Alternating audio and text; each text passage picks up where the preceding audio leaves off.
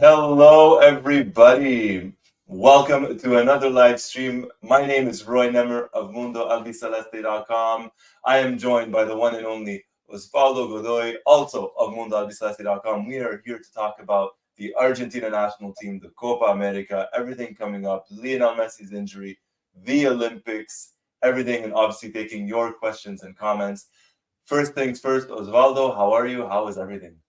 I'm doing well, Roy. A pleasure to join you today.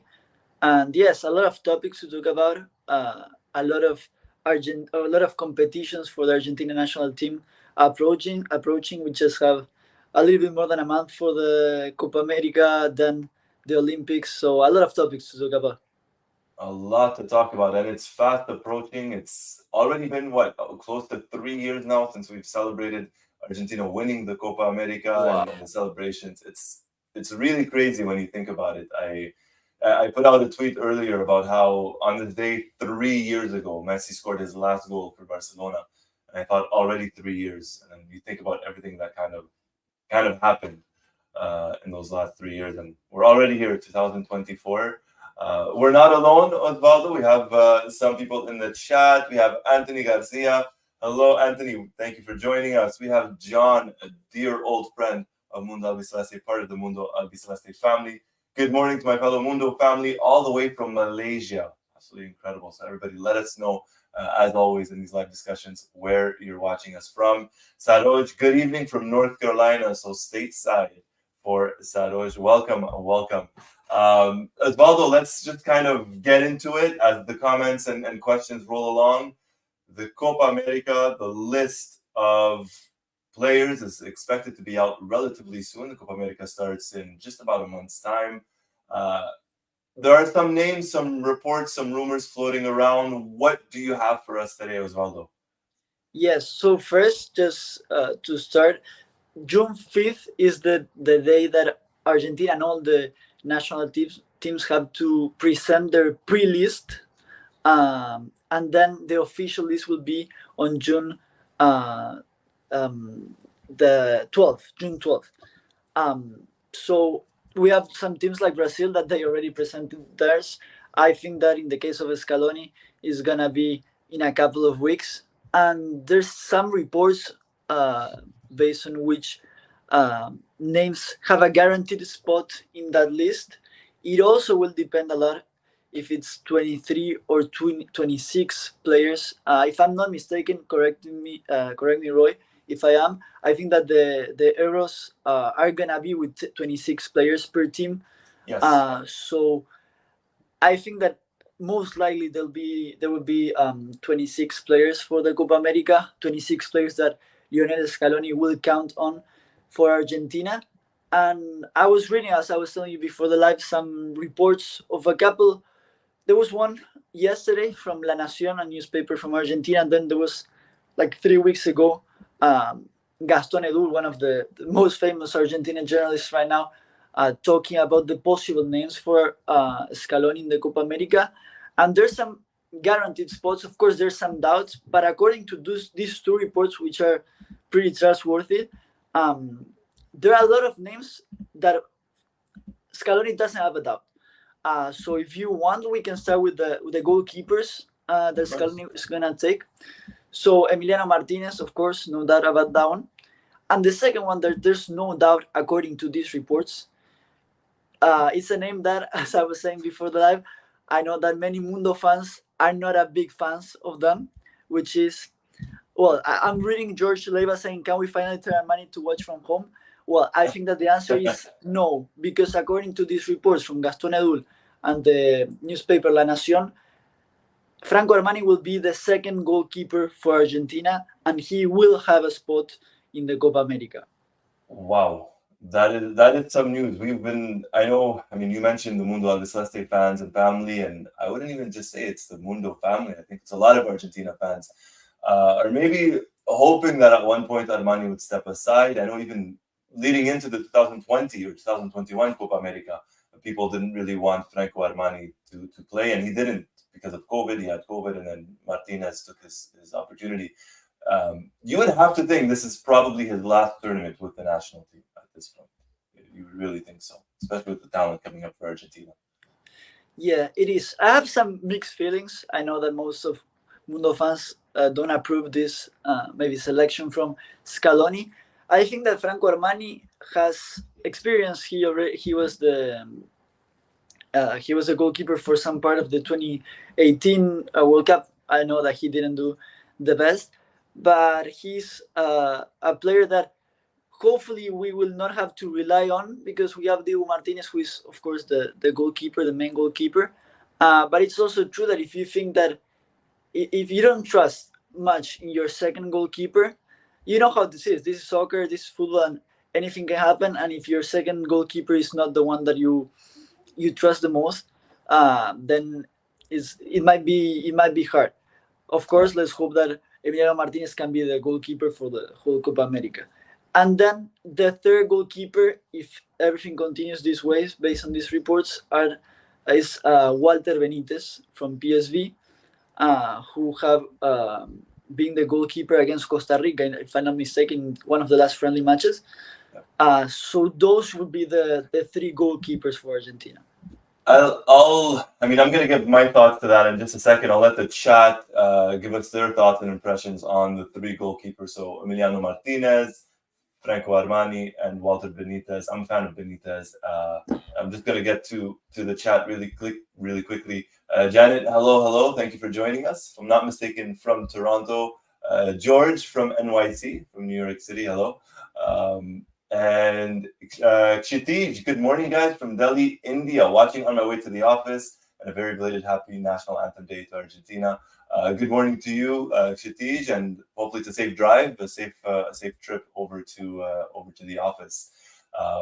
We're getting our first kind of comment here. Anthony's saying Gazzaniga should go instead of Armani. He's having a great season, or a better season. Obviously in La Liga, he's doing pretty well at one point. Yeah. Very well. Based on these reports, if Walter Benitez doesn't go, it wouldn't be Gazzaniga the one that goes. It would be either Rulli or Juan Musso. Gazzaniga is not the consideration, at least based on these reports. Wow.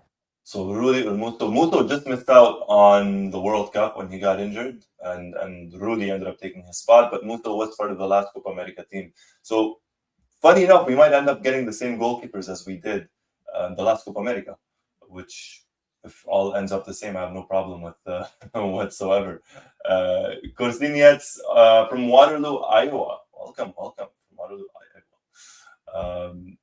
So yeah, I'll say this about the goalkeepers. I mean, you mentioned it, and I think John mentioned it in the chat as well. Hopefully, you don't have to rely on your backup goalkeeper. Hopefully, Dibu plays the matches and he gets the job done as he has since he took over the national team. And one last comment, I guess, and maybe we could move on to the next positions. Kshitij says, I feel Armani is rewarded for what he did in the 2019 Copa. A big penalty save from him, if I'm not mistaken, was against Paraguay. Also, he was a savior in 2018 World Cup when he played the last match versus Nigeria. Let's not forget, I'll touch on this just really quickly.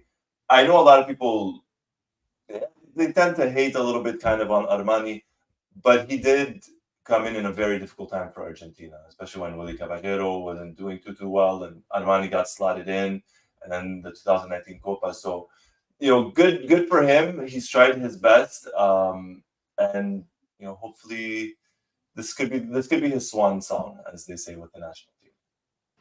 For sure, and we suppose that even if it's 26 players that go to a Copa America, not 23, Scaloni is not gonna take more than 3 goalkeepers. That's what we think. And then if you're okay, we can jump with the defenders that might have their spots secure, which are Cristian Romero, Nicolás Otamendi, Lisandro Martinez, Germán Petzela, Nicolás Tagliafico, and Nahuel Molina.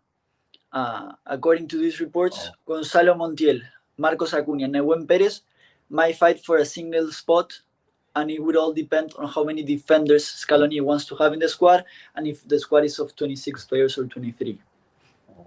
That, for me, is very interesting.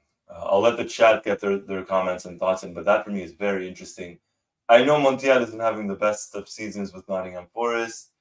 Perez, overall, I think, is having a pretty solid season, and Acuña he's been very unlucky with injuries this season. But it's interesting that one of them or maybe even two of them will potentially be missing out, or who knows, maybe even all three.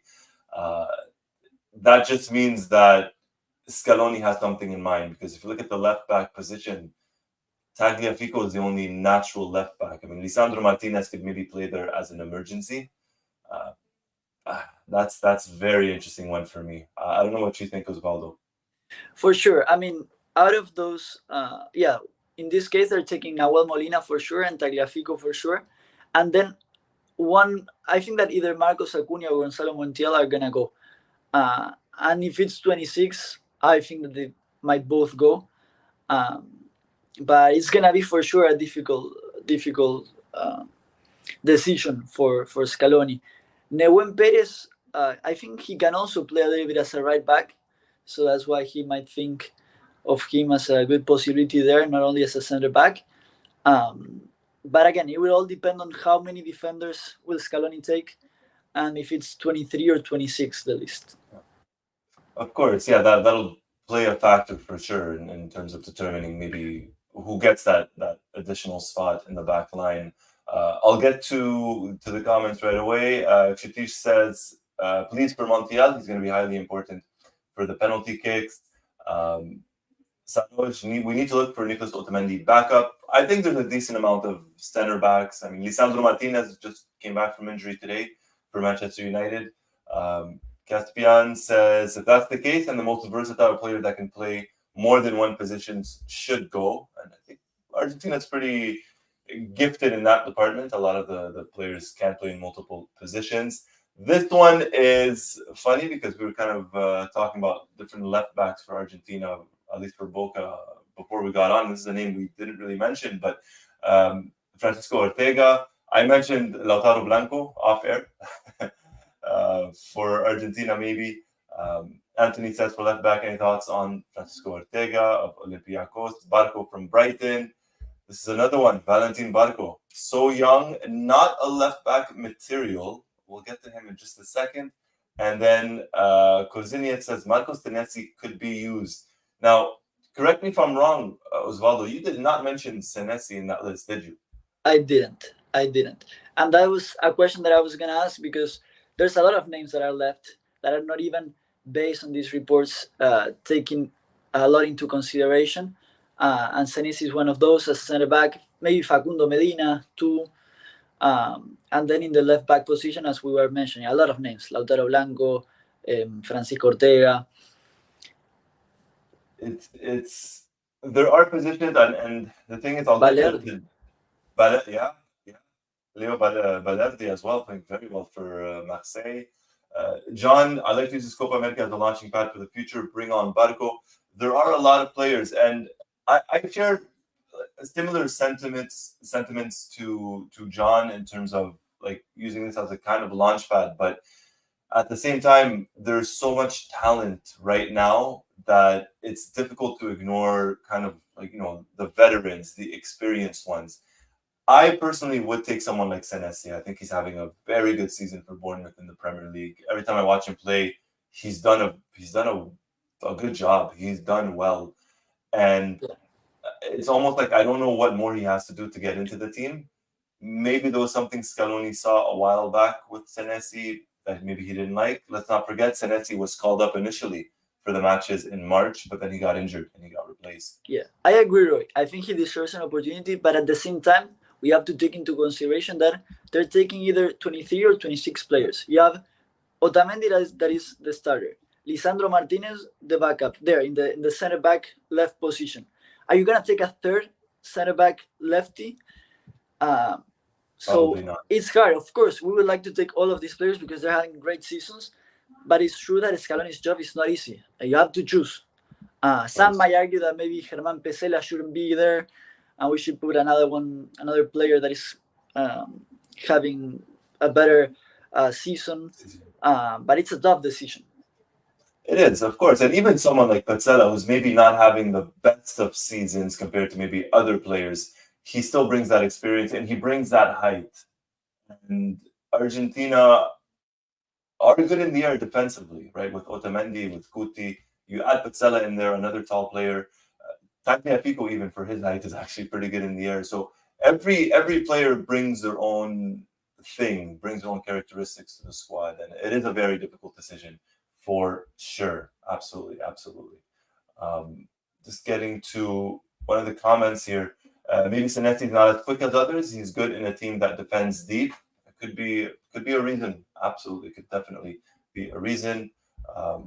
Anthony's mentioning what about right back of Maffeo from Mallorca? He can also play left back. He was called up once, but never really got a chance with the national team. Yeah, and I think one of the comments, I don't know if you read it, but I was saying about he was worried about the right back position, and it's true. If we don't have Nahuel Molina, Montiel is not really playing that much in Nottingham Forest. Foyth is injured. Yeah, you have Maffeo maybe. You don't have many other options if Molina is not fit. Yeah. No, definitely not. Definitely not. And I think Scaloni used the last two friendly matches to kind of experiment a little bit. At one point, just as left back, we forgot Nicolas Gonzalez essentially can play left back and did play left back in one of the friendly matches in March. So there's some experimenting going on with Scaloni, which I like. I'm absolutely not against. And as you mentioned, it's going to depend on the 23 players or 26 players. I think we might get an extra one or two in there. A question about Foyth. What about Foyth? To be honest, I think Foyth's time with the national team, I'm not going to say it came to an end or is coming to an end, but I think he's fallen in the pecking order. Yeah, I honestly don't know. I mean, he's very young, and as we were saying before, there's not many right back possibilities for Argentina. So, and again, he's really young. How old is he? Like 25, 26 maybe? Foyth, it feels like we've been talking about Foyth for a long, long time. Foyth is 26 and just turned 26 in January, so he's still young. Of course. No, of course. So, with him, my guess is maybe there was something Scaloni didn't particularly like, and he is injury prone as well, unfortunately, and that's been a trend throughout his career. But we'll see kind of what gives. I'll be shocked if he's there. I'll be shocked at one point this point. Yeah. And it's also true that in Argentina, when he played with the national team, he didn't play well, to be completely honest. No, particularly, I think I want to say it was the Colombia match, the World Cup qualifier right before the Copa America, where he made a mistake which led to the goal, if I'm not mistaken, if memory serves me correctly. Mohamed is asking about Francisco Ortega, the left back of Olympiacos. I don't know if it's the league that he's in, maybe. Nothing against the Greek league, and especially now. I mean, Olympiacos is doing well in Europe, obviously, and in the final. But I'll be honest, I haven't seen too much of Francisco Ortega outside of the matches that Olympiacos has played in Europe. I'd be surprised if he makes it. That's my personal opinion. I agree. Yeah, I think in the left back positions, there's a lot of players that could potentially go. But I think that if it's not Tagliafico is gonna go based on these reports, and then most likely Acuna, who is starting to have more playing time with Sevilla. He played today with Sevilla. So again, are you gonna take a third left back? Probably not. No. I would be surprised. I would absolutely be surprised. Anthony's going deep here. Werder Bremen. Malatini's an option for right back as well. Maybe for the future, but I'd be shocked if he makes it for the Copa America this time. Well, there's a lot of these young players that might have a spot in the Olympics. Oh yeah, and well, Malatini is one of them, right? He was initially supposed to be part of the Olympic qualifiers, Sudamericano, earlier this year, but when he joined Werder Bremen, they kind of said you're not going, type of thing, and he didn't. Yeah. And that's something we're probably going to talk about a little bit later. Sorry, go ahead, Osvaldo. No, yeah, if you want, we can continue with the midfielders. Go ahead. That based on these reports, those that would have a guaranteed spot there would be Enzo Fernandez, Alexis McAllister, Rodrigo de Paul, Leandro Paredes, and Giovanni Lo Celso, and Ezequiel Palacios. Those would be the 1, 2, 3, 4, 5, 6 midfielders that will have a guaranteed spot. and then the doubt of Guido Rodriguez. That's the big one for me, and we'll get to the comments for sure, for sure. The big kind of rumor kind of report is that came out earlier or late last week was that Guido Rodriguez might not actually be going to the Copa America. He is set to join Barcelona in July. Are you surprised by this one, Osvaldo? The potentially no Guido Rodriguez? I'm not surprised. I'll tell you why. Because again, you have two players max per position. You have there it could be either McAllister or Enzo Fernandez playing as a defensive midfielder, and then Leandro Paredes, and it would be either Leandro Paredes or Guido Rodriguez. And Paredes is playing well with Roma, so I'm not very surprised. I think that if the list is of 26, he will go though. Yeah, I think if it's the bigger list, I think Guido makes it. And what's funny about Guido's position is the defensive midfielder. We've spoken about this in the past. It's the fact that Scaloni, aside if it's like a very particular opponent, Scaloni doesn't really play with an out-and-out defensive midfielder. Because, truth be told, Argentina does not have a pure defensive midfielder outside of Guido. Paredes is not a pure defensive midfielder. Palacios is not a pure defensive midfielder. De Paul or Enzo, even though he's played there for Argentina, McAllister, they're not. They're very versatile. And going off the comments in the chat, I agree. The midfield is stacked. The midfield for Argentina, I don't know if you agree with me, Osvaldo. I don't know if the chat agrees with me. The midfield is probably overall the position for Argentina that we have the most depth in. I agree. Oh yeah, I agree. We have Palacios that might not be a starter, but still he had an incredible season with Leverkusen and he's playing incredible. Yeah. It's imagine someone who just won the Bundesliga with Bayer Leverkusen, makes history, and he's a substitute for Argentina. Oh Imagine yeah. that. Imagine that. It's tough, but it's a good problem to have. It's absolutely a good problem to have. What are your thoughts on, and I know a lot of people have kind of said this in the past, Gio Lo Celso. Would you take him for the Copa America? Because a lot of people, I've read comments, whether it's on Twitter or Facebook or MundoAlbiceleste.com, people saying, well, Lo Celso is not playing for Tottenham. He doesn't deserve to go, which I think is a little bit too much for me. I don't agree with. Yes. Do you agree with that? I don't agree.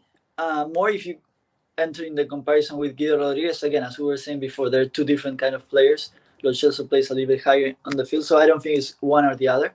And in Tottenham, I really don't know why he's not playing that much. Against Brazil, in the qualifiers, when he played, he did a great match. Even in Tottenham, when he comes in, sometimes he do well. I think he deserves more minutes. And with Argentina, he always played well. And in the last Copa America, he was a key piece in that midfielder with Paredes and De Paul. So I would take Lo Celso for sure. Oh, yeah. What are your thoughts? Oh, I would absolutely take him. I mean, you mentioned the Copa America. I still remember his pass versus Colombia, the pass to Messi, and then Messi played it to Lautaro. That pass completely broke through Colombia, completely unlocked them. No, I'm a big fan of Lo Celso, and I would definitely take him. Some of the names being mentioned here, Ali Stuta mentioned, upset, no Varela yet. The kid is a stud. I would be more inclined to say Varela probably makes it to the Olympics if Porto let him go. But I think he's definitely one for the future. John's mentioning about how Argentina have not had a pure defensive midfielder since Mascherano, but in the context of the more, the modern game, it's maybe not what we need right now. We need more versatile characters. Caspian saying Lo Celso plays for us. He's so dynamic. And Anthony is also a Lo Celso fan, has a very unique playing profile, which benefits us. He should go to the Copa America. So kind of unanimous here. Lo Celso should be going. I agree. I cannot disagree with that one. Yeah, then you have players like Eki Fernandez, who is playing really well in Boca, or Thiago Almada, who went to the World Cup, which, based on these reports, they wouldn't be going. I see both of them being a really important in the Olympics, but I don't really see them being the squad for the Copa America. No. I think they might be more for the Olympics, especially Almada. Almada has not been called up for the senior national team for Argentina because he has been called up instead for the Olympic team, for the under 23 team. But I have no doubt in my mind after that, I think Almada goes back to being a regular in the Argentina squad team itself. There's someone that is asking if will Almada go to Europe ever, and I remember that's something that they Oh, were talking about because based of something I was reading, they were saying how Scaloni and all the coaching staff talked several times to Almada about how talented he was. That was why they took him to the World Cup, but he needed to jump to Europe because the MLS is not really the league you want to see an Argentina player with all the quality of players that we have. So I remember listening about journalists talking about those talks between the coaching staff and Thiago Almada, but he's still there in Atlanta. In Atlanta, he's doing well, but he's still in the MLS. yeah. And I agree with that. And the crazy part is he just turned 23 just a couple of weeks ago. And the thing with Almada is, I mean, we spoke about it when he made the World Cup team. We said someone playing in the MLS. And this was a year and a half ago, almost, or yeah, about a year and a half ago. And I feel like it has to happen for him. I don't know how much longer he could stay in the MLS. I think he does have to make it to Europe because the quality of players, of Argentine players playing in Europe right now, I think the time is running. Not that time is running out for Almada, but I think sooner rather than later he has to make that jump over to Europe, or else he could potentially lose his spot in the Argentina team to midfielders playing in Europe. Yeah, I agree. If you want, we can jump into the forwards. Let's do it. I'm excited for this one. Yeah, so it would be Lionel Messi, Lautaro Martinez, Julián Álvarez, Di María, Dybala, Nicolás González, who would have a guaranteed spot, and then Alejandro Garnacho and Facundo Buonanotte would fight for the remaining spot. I'll let you go first, Osvaldo. I've been going first for all of them. I'll let you go first. What do you think about the attackers, the forwards? We have two center forwards as Lautaro Martinez and Julián Álvarez. Then in the right side, we have we have Messi and Dybala who can play more or less of the same. And then in the left side, usually Di Maria and Nicolás González play there. And then Facundo Buonanotte is playing really well in Brighton, but Garnacho is also playing well in Manchester United. So if you ask me, in that remaining spot, I would go with Garnacho, who can also play in the right side. I don't think Buonanotte can really play in the left side. So I think in the end, Scaloni will choose Garnacho over Buonanotte. I'll agree with you on that one, and we'll get to the chat in just a second. I'm very happy with those forwards. Between Buonanotte and Garnacho, I would go with Garnacho. The thing with me is I'm a fan of Garnacho. I know he divides the fan base down the middle. A lot of Argentina fans don't like Garnacho, and a lot of them do. I think he's been United's best forward this season, or at least one of the best forwards this season for United. He does miss a couple of opportunities, but he's still young. I think he adds a lot to the team, and we can't understate how much experience he would get, whether it's him or Buonanotte, just being at the tournament, at the Copa America, and learning from these players. So I'd be happy to have someone like Garnacho in the team, him or Buonanotte. I would personally go with Garnacho. You mentioned Dybala, for example, and at this point in his career, this might be his last tournament for Argentina. And I'm looking for a big tournament from him. I know everyone's going to talk about Messi and Di Maria, and obviously we're all going to be talking about them. But I want to see Dybala really get a couple of minutes, get a couple of games here with Argentina. I don't know if it's going to happen because he tends to be Messi's substitute, so to speak. But I'd love to see him get a chance. Really, start a game, come on as a substitute, and do some damage. I'm excited for him. Yeah, his main issue was never his talent, but basically playing the same position than Messi, and also his fitness. He was never really fit, and with Roma, he's also struggling with that. And hopefully, we're talking about all these names, and hopefully there's no injuries, but the most likely thing is that there's gonna be one or two. So some of these names might change, of course. Um, but yeah, I think that Dybala is a key player. He was a key player, I would say, in the World Cup with that Oh yeah, penalty against France, even with that clearance against France. And then yeah. another name that I want to ask you about is Nicolas Gonzalez, who, based on these reports by Gaston Edul and the newspaper La Nación, he would have a guaranteed spot. Is Scaloni's one of his players, you know. And even though, in my opinion, he haven't played really well with Argentina, he appears to be a player that is gonna be in the Copa America. Yeah, I've spoken in the past about how much I love Nicolas Gonzalez, and I know lately for Argentina he maybe hasn't done too well, but we're talking about someone that is very versatile, left wing, or left midfield, or left wing back, or left back. He's played everywhere on the left hand side for Argentina. He's played. He's surprisingly good in the air. He scores a lot of headers, a lot of headed goals. He's a team player. He does track back a lot, and I think ultimately, especially as a winger, especially in attack, where you know Messi is not going to drop back often, he's not really going to defend. You need someone to help pick up the slack up front. So having someone like Nicolas Gonzalez, I think, is a positive thing, is a good thing, and I'm excited to see what he brings to the Copa America in terms of his finishing, because that's really what's been lacking for him with Argentina lately. He's just been very unlucky up front. So I'm excited to see him play once more with Argentina.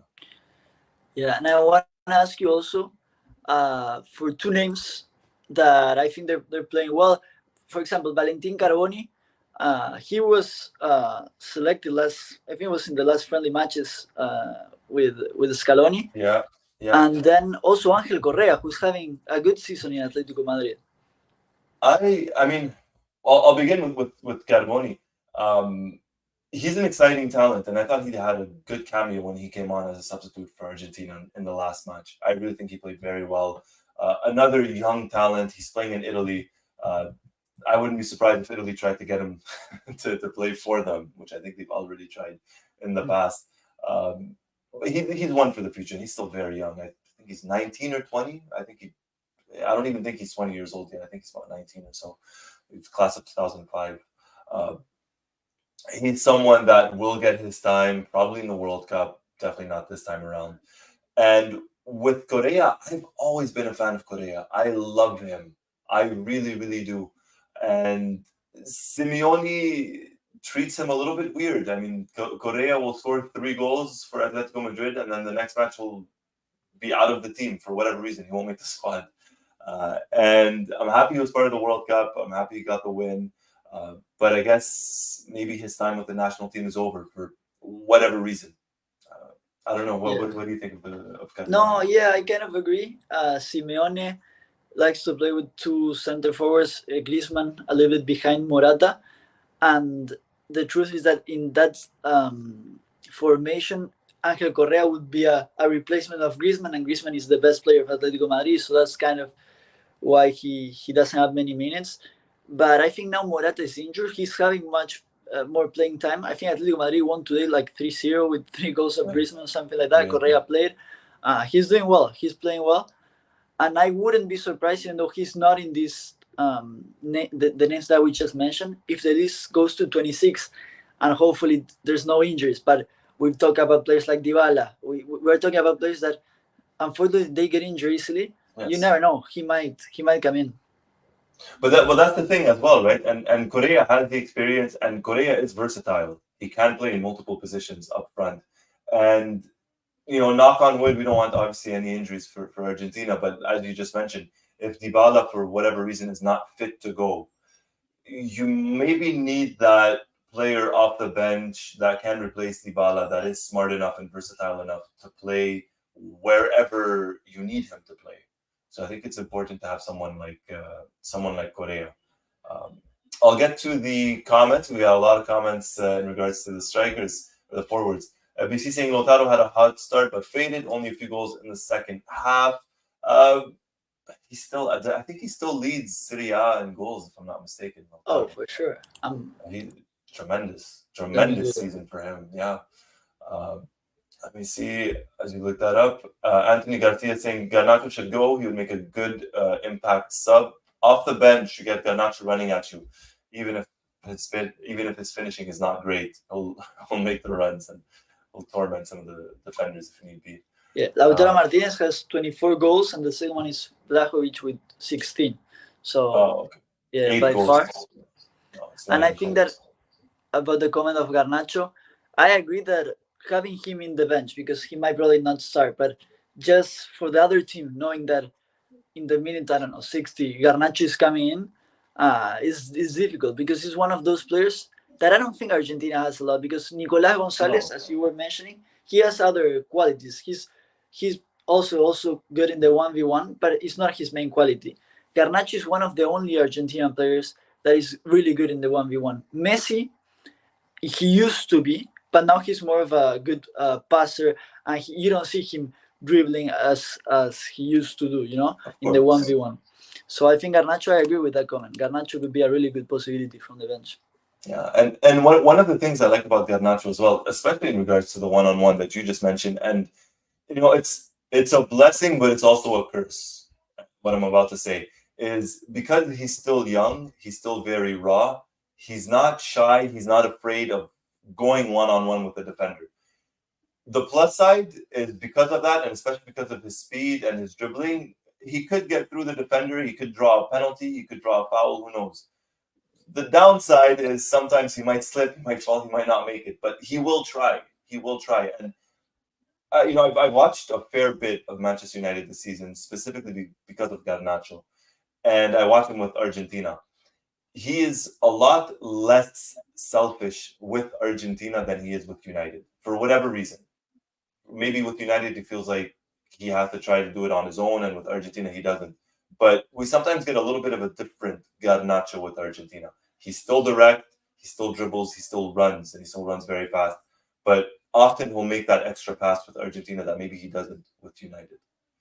But we'll see what gives for Garnacho. And let's look at some of these more comments here. A lot about Dybala. Caspian thinks Scaloni likes Nicolas Gonzalez's versatility. Definitely brings a lot of that. Matias Sule. There's another one. There's someone that we haven't mentioned. Are you kind of surprised by this, Osvaldo, that maybe Sule is not being mentioned for the Copa America?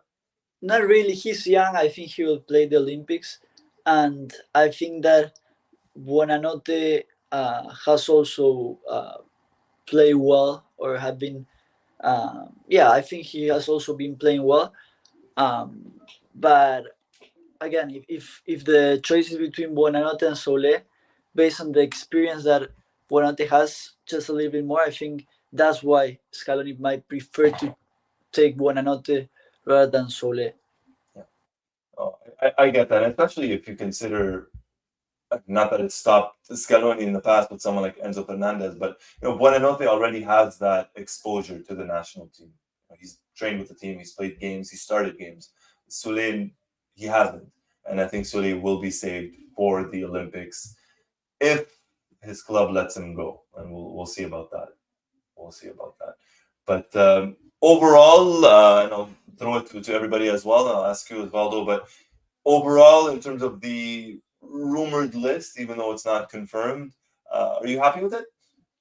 I'm really happy. I'm really happy. We had the Brazilian official list just a couple of days ago, uh, and of course we have to. It's Brazil. We have to respect them and everything. But if you compare to the Argentina one, I think we have better players overall. I completely agree with that. And I'm not underestimating Brazil by any stretch of the imagination. As you mentioned, it is Brazil. We do have to respect them.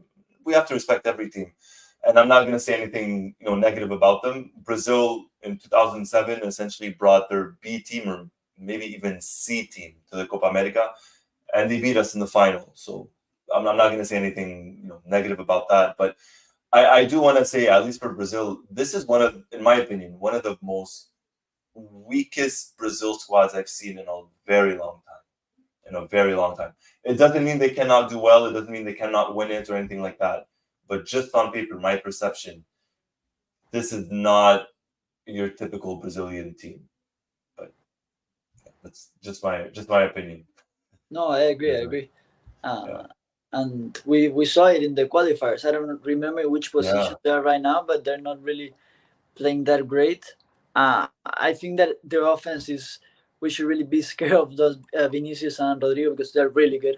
They're just really good, and of course they're Brazil and they can play really well. But if you compare to Argentina, I think we have a better team and a better squad overall. Oh, definitely. But that's what makes the Copa America so interesting is you never know what could happen. We always get a lot of surprises every single edition. We always get some surprises. If Brazil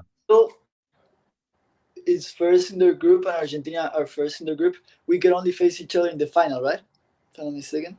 I believe so. I mean, logically, I could check that. But I believe yes. I believe the only way. I'm not sure. If both teams finish first, the only way would be the Let me see. Argentina is in Group A. I'm taking a look right now. Brazil in Group D. So no, even if like we can only face them in the final, even if Argentina is second or even if Brazil is second, no matter what, what, they can play until the final. Yeah, I think it's set up that way, but I mean, there's still a long way to go, and tournament hasn't started. But let's not forget a team like Uruguay. Uruguay beat Argentina, right? They did beat us, and they have a very strong team, and they have every belief, and rightfully so, every belief in the world to believe that they could win the Copa America because they do. They have a very strong team, very good team, and a very good coach. So it's gonna be an exciting Copa America. It's gonna be a very exciting Copa America. And some questions here. I love this. I mean, we're just talking about it. What are your thoughts on Uruguay? One of the favorites, if it's not Argentina. Absolutely. I agree. And what else? Colombia. Is Colombia unbeaten in the qualifiers? I can't remember for some reason. I cannot remember for some reason. I want to say no. I want to say no, but I could be wrong on that. I could be very Colombia. Wrong. No, Colombia. Yeah, they're unbeaten. They won 3 undefeated? And they tied 3. Wow, different. Got it right. My apologies. The only unbeaten team because we lost against Uruguay. Yeah. So yeah. 3-3-0. Yeah. BC with a bold prediction. Brazil's going to go out in the quarterfinals or semifinals, and Shatir saying Argentina Uruguay will be my final. We're going to do a whole separate video in regards to the Copa America once we get very close to that. And I don't know if we'll do a predictions because we try not to do those here for different reasons, but we're definitely going to talk about the Copa America. John's asking why haven't I spoken about Canada? I do live in Canada. Canada did qualify for the Copa America, and guess what group they're in? Obviously, Argentina's group, and it's Argentina's opening match opponent on June 20th in Georgia, right? I think that's the match you're going to, Osvaldo. Yeah. Good for Canada. Yeah, good for Canada. I wish them all the best, except against Argentina. That's all I can say. Go ahead, Osvaldo. Sorry. No, Chile and Peru are not really having not really playing that well. Let me see in which position they are in the qualifiers, but I don't think they're doing. Yeah, Chile is 8th and Peru is last. So I wouldn't be really surprised if Canada makes it to the second round. Yeah. Look, I mentioned earlier, there's always surprises at the Copa America. This could be one of them. And Canada had a decent showing at the World Cup, to be honest. A very decent showing.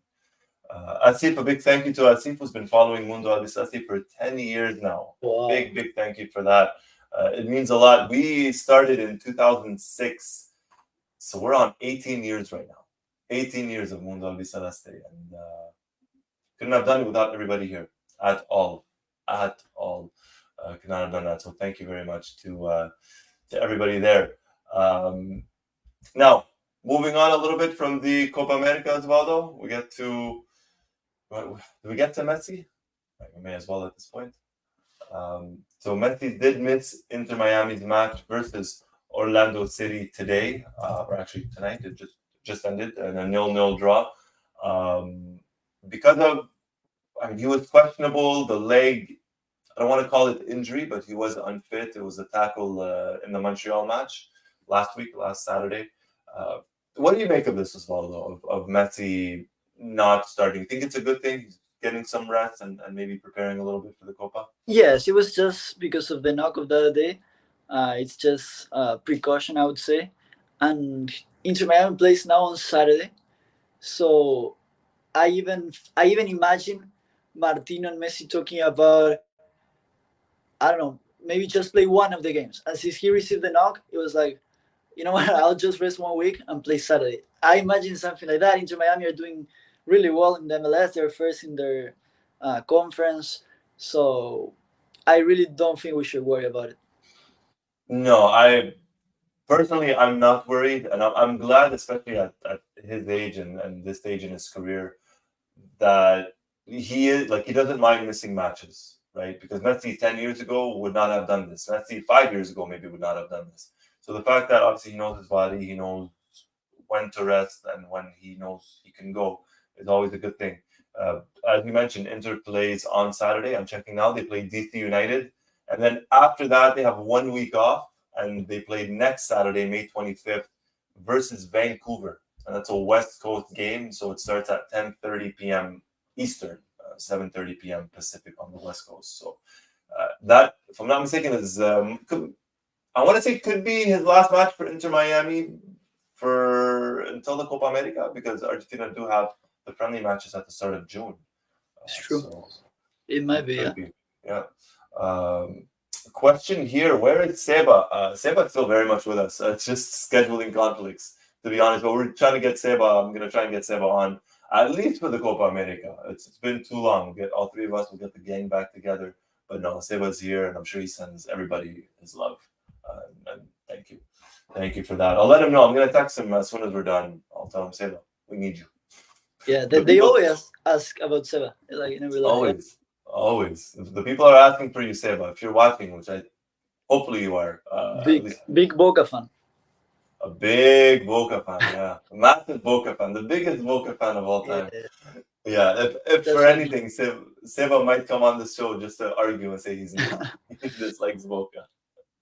Oh my gosh. But yeah, no, I mean, going back to Messi really quickly, it's good that he knows his body very well, and he doesn't mind taking a couple of days off.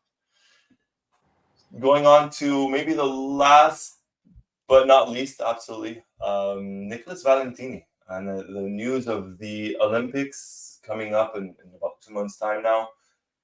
This comes up every single time the Olympics come around. Clubs not releasing players, and Nicholas Valentini could be the latest, Osvaldo. Yeah, but in this situation it's kind of different because of that Boca haven't signed the contract with Valentini. According to reports like a month ago, Boca Juniors offer a renewal of contract to Valentini. Valentini asked for a little bit more. When Boca accepted it, Valentini or his agent said, in the end, no, we just prefer to not accept it and try to get a club by themselves, something like that. And the truth is that, of course, Boca didn't like that situation because he's a very talented player for the future, that they could potentially sell him for really good money. So in the last month, he haven't played at all. I don't know if he had been in the like even training with Boca. And again, I don't know exactly how much of this has to do with really with football, in the way that I don't know if it has to do with something between the clubs and the AFA, that were like, hey, if these things are gonna start happening to us, there has to be a type of punishment for these players, because they can't just leave us without giving us a single dollar, you know. So it's kind of a more complicated situation. Also, I think it's Gonzalo Luján from San Lorenzo, the right back. It's in a similar situation.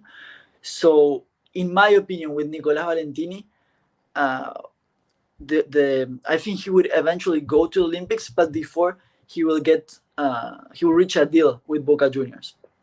Yeah, I think he will. I think he will. And it's the fact that, at least in this situation, in this case, it has to do with Argentine clubs and not European clubs, and it is a contractual thing.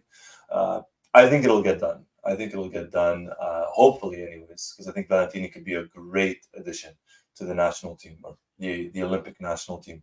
Uh, and, Mascherano, and whoever it is, if it's Mascherano or another coach, they always have to deal with planning with players and then the last second saying, whoops, well, we don't have these players available. And Argentina has been, I hate to use this expression, but has been screwed in the past and sometimes of their own doing. 2016 was probably the best example. I don't know if you remember what happened there, Osvaldo, in 2016. But the whole, essentially every Argentine club just said, yeah, we're not going to release our players. It was against Martino. It was such a big thing. And it wasn't a very good showing for Argentina at the Olympics. Yeah. So, and Martino left, or no? Yeah, Martino ended up leaving, Yeah, and it was Olarte Cochea who became the coach. And infamously, he said he had to take money from his daughter to kind of pay for the Olympics. Yeah, he said he took money from his daughter to pay for the Olympics, the travels and stuff like that. That's how much of a mess the Argentine Federation was in. No, and it still is, because in my opinion, like the directives are very selfish. Of course, they think for the club first, but there has to be some common ground, because that's why our league is so bad, because we have 30 teams. Because of course now they don't want to sign for relegation, because what if their club are the ones relegated, So if they always put themselves first and first and first, and that's why I think the Liga Profesional is how it is, which is, in my opinion, really, really bad. Oh, it is a mess, for sure. The league itself is a mess. This has been going on for years, whether it's with Tapia or even before Tapia. It's like every single time the league season is about to start, the rules completely change. No relegation, yes relegation, 30 teams, 50 teams, 10 teams. The number always changes every single time. Every single time. And they even have changed the rules in the middle of the competitions. Like, that's not serious, that's not professional, but that's just how it is. So that's why I was saying that hopefully this is not a way to...